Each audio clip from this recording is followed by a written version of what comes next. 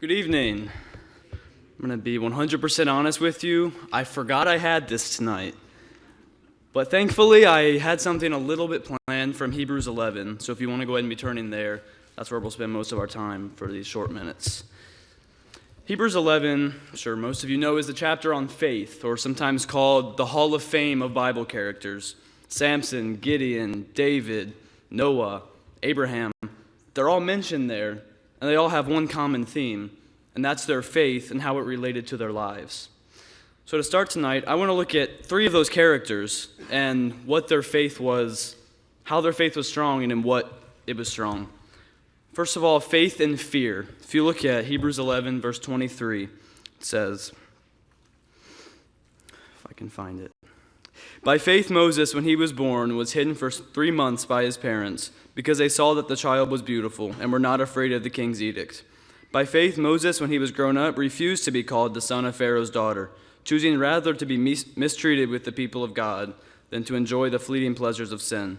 He considered the reproach of Christ greater wealth than the treasures of Egypt, for he was looking to the reward.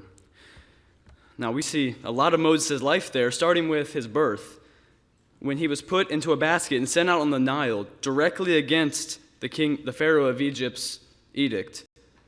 They knew that that wasn't right, and despite their fear, they had faith and sent Moses away.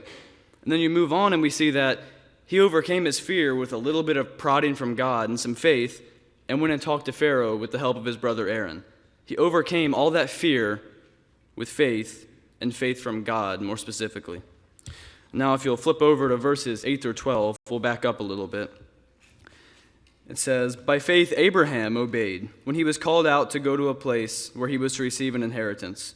As he went out, not knowing where he was going, by faith he went to live in the land of promise, as in a foreign land, living in tents with Isaac and Jacob, heirs with him of the same promise. For he was looking forward to the city that has foundations, whose designer and builder is God. Imagine with me for a minute that you're set up here in Cincinnati. You have a great job, as 99% of us do.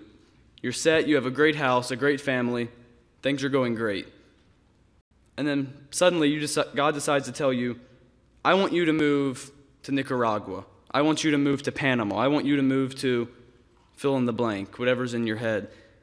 And you immediately pack up and leave. Through faith, you decide that the unknown might be a little bit scary, but you have faith that supersedes the unknown. And you move, you follow God's plan, and you have faith that he knows what's best, that his ways are higher than yours. That's what Abraham had, and that's what we see all of these characters having, that strong faith. We'll look at one more character, except this one doesn't come from Hebrews 11. You can find him in Philippians chapter 1, and we'll look in verse 23. Philippians 1:23. Now I'm talking about Paul, and it says, I am hard-pressed between the two. My desire is to depart and be with Christ, for that is far better. But to remain in the flesh is more necessary on your account. Convinced of this, I know that I will remain and continue with you for all your progress and joy in the faith, so that in me you may have ample cause to glory in Christ Jesus because of my coming to you again. Paul had, and probably the most important, faith in death. You can see him, you can hear his thoughts bouncing back and forth on whether or not he wants to die, whether or not he wants to live. He can't choose. He knows that to live, he can serve Christ, but to die, he can serve himself. And in the end, he has faith, and if you read a little farther, he hands it over to God and says, to live is Christ and to die is gain. You choose. He had faith to put God's interests and God's people's interests over his own small little keyhole picture. He let God open up the door and do what he wanted to do and what he needed to do with his life.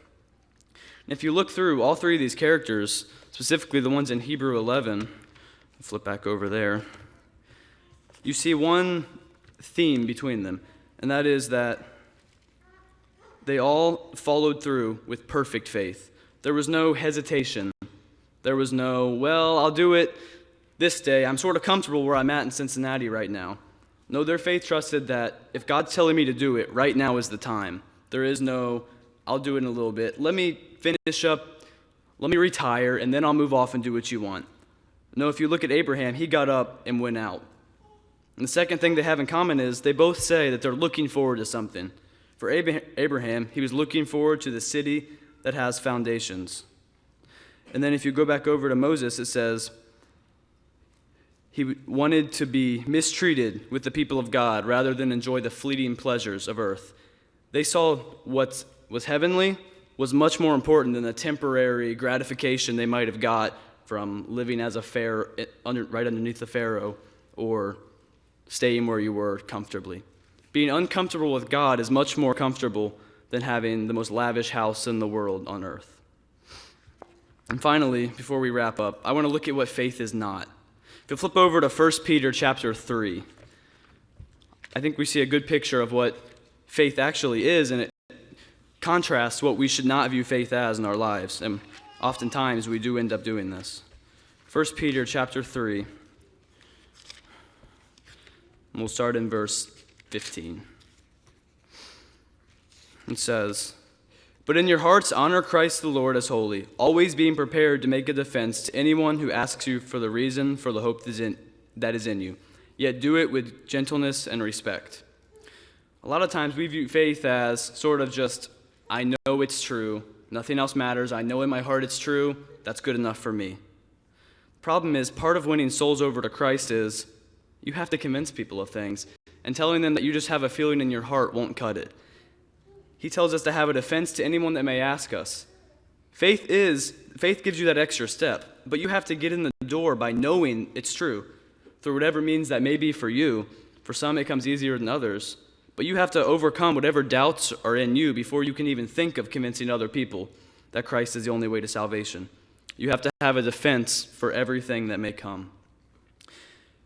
And that last part of the verse is key. It says, with gentleness and respect. In our Sunday morning class this Sunday, Buchanan, we've been doing a 12 questions format where we have a different teacher answer a question.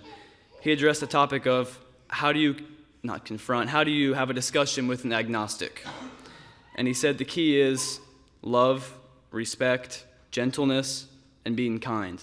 That's what's going to draw them over eventually. They'll see the love of Christ in you. You can tell them over and over that the Bible is true. But if you don't show them gentleness and respect, you're not going to get anywhere. So to recap, Hebrews 11 is the hall of fame of faith, the hall of fame of the definition of faith and of those in the Bible who have shown faith. And it's a great example to follow. Couple that with 1 Peter verse 15, and you have the perfect definition of faith, where you know and you're so confident in it that you can say, I have faith that the Bible is true, that Jesus is the Son of God, and nothing's going to change that. Tonight, if your faith is lacking, or if you have questions about faith or questions about anything, or if you'd like to give your life over to Christ in baptism, please come forward as we stand and sing.